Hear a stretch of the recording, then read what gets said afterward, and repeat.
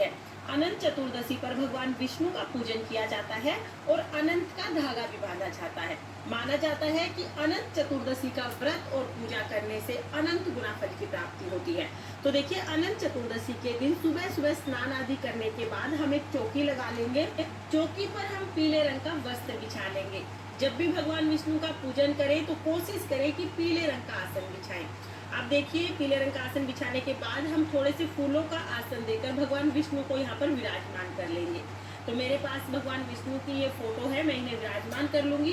आप फोटो या मूर्ति जो भी स्वरूप आपके पास है भगवान विष्णु का, उन्हें विराजमान कर ले।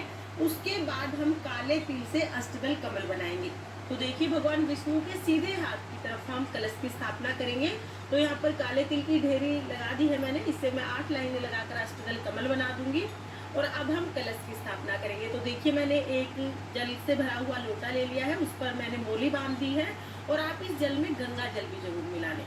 अब हम इसमें थोड़ी सी हल्दी डाल देंगे। तो हल्दी की गांठ है तो आप वो डाल दीजिए, नहीं तो सूखी हल्दी पाउडर आप डाल सकते हैं। एक सुपारी डाल देंगे, एक सिक्का डाल देंगे, इसके साथ ही कुछ अक्षत हम डाल देंगे और थोड़े से फूल डाल देंगे। इसके बाद हम 5 पत्ते लेंगे। तो आम के हमें 5 पत्ते लेने हैं या अशोक के पत्ते लेने हैं। उसके बाद उनको तिलक करके कलश में सजाएंगे। इसके बाद हमने ये प्लेट ले ली है, इसको हम चावल से भर लेंगे। तो आप कोई भी ढक्कन ले सकते हैं, उसको चावल से भर के कलश के ऊपर रख देंगे। इसके बाद यहाँ पर हम एक दीपक रख देंगे। देसी घी का दीपक हमें रखना है। इस तरह से हमारे दीप कलश की स्थापना हो जाती है। इसके बाद देखिए, थोड़े से फूलों का आसन देकर हम गणेश जी को विराजमान कर देंगे। और ये मेरे पास भगवान विष्णु और लक्ष्मी जी की फोटो है, जिसमें शेषनाग भी है। अनंत चतुर्दशी के दिन भगवान विष्णु के अनंत स्वरूप शेषनाग का पूजन विशेष तौर पर किया जाता है।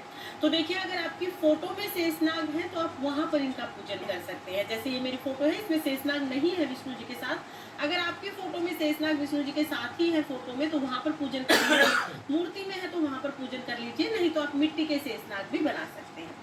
ये यहाँ पर मैंने सभी की स्थापना कर ली है। अब जल के छींटे लगाकर हम शुद्धिकरण कर देंगे। इसके बाद हम एक दिया और लेंगे। तो यहाँ पर हम एक दिया जला लेंगे।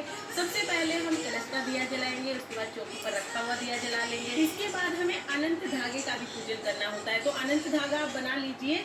कलावे से भी बना सकते हैं या रेशमी धागे से भी बना सकते हैं। 14 गांठ लगकर ये धागा बनाया जाएगा और इसका भी हमें पूजन करना है। पूजन के बाद इसको अपने हाथ में पहनना है। तो चौकी पर हम धागा भी रखेंगे। अब हम धागे का भी शुद्धिकरण कर लेंगे, जल के छींटे लगाएंगे। इसके बाद हम सभी को तिलक करेंगे। तो यहाँ पर हम गणेश जी को तिलक करेंगे, कलश पर स्वास्तिक बनाएंगे, भगवान विष्णु को, शेषनाग जी को, लक्ष्मी जी को, सभी को हम तिलक कर देंगे। इसके बाद देखिए, सभी को हम चंदन से तिलक कर देंगे। तो आप सभी को चंदन से तिलक कर दें और उसके बाद हम सभी को अक्षत समर्पित करेंगे। तो जैसे तिलक के बाद चावल लगाते हैं ना, उसी तरह से हम अक्षत समर्पित करेंगे और फिर हम फूल समर्पित करेंगे। तो देखिए, जो भी फूल आपको मिल जाते हैं आप सभी को फूल समर्पित करें। हो सके तो माता लक्ष्मी और भगवान गणेश जी को लाल रंग के फूल समर्पित करें और भगवान विष्णु को पीले रंग के फूल समर्पित किए जाते हैं। फ्रेंड्स, अगर आप अनंत चतुर्दशी का व्रत नहीं भी कर पाते हैं तो भी आप अनंत चतुर्दशी का पूजन अवश्य करें, क्योंकि इस दिन भगवान विष्णु का पूजन करने से अनंत गुना फल प्राप्त होता है। साथ ही हम भगवान विष्णु को माला चढ़ा देंगे। उसके बाद हम वस्त्र स्वरूप सभी को कलावा समर्पित कर देंगे। तो यहाँ पर गणेश जी को, भगवान विष्णु को, लक्ष्मी जी को, सभी को हम कलावा समर्पित करेंगे। इसके बाद देखिए, हम जो शेषनाग हैं उनका भी पूजन करेंगे। तो यहाँ पर शेषनाग जी को भी हम तिलक लगा देंगे, उनको भी हम वस्त्र स्वरूप कलावा समर्पित कर देंगे। शेषनाग का पूजन इस दिन विशेष रूप से किया जाता है।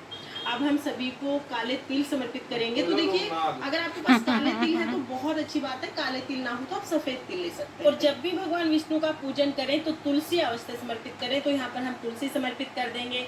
इसके बाद हम सभी को भोग समर्पित करेंगे। तो देखिए, गणेश जी को क्योंकि भोग में तुलसी नहीं चढ़ाई जाती है, तो गणेश जी को हम अलग से भोग समर्पित करेंगे। आप फलों का, मिठाई का, मेवे का, किसी चीज का भी भोग समर्पित कर सकते हैं।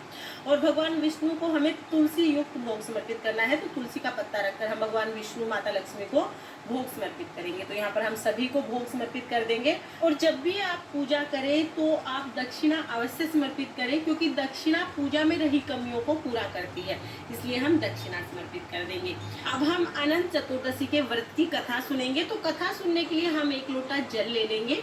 जल के साथ ही हम अपने सीधे हाथ में कुछ तिल के दाने ले लेंगे। अगर काले तिल हैं तो आप काले तिल के दाने ले लीजिए, नहीं तो आप चावल के दाने या फूल लेकर भी कहानी सुन सकते हैं।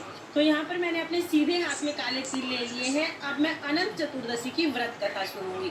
व्रत कथा की वीडियो आपको चैनल पर अलग से मिल जाएगी, क्योंकि यहीं पर कथा सुनाती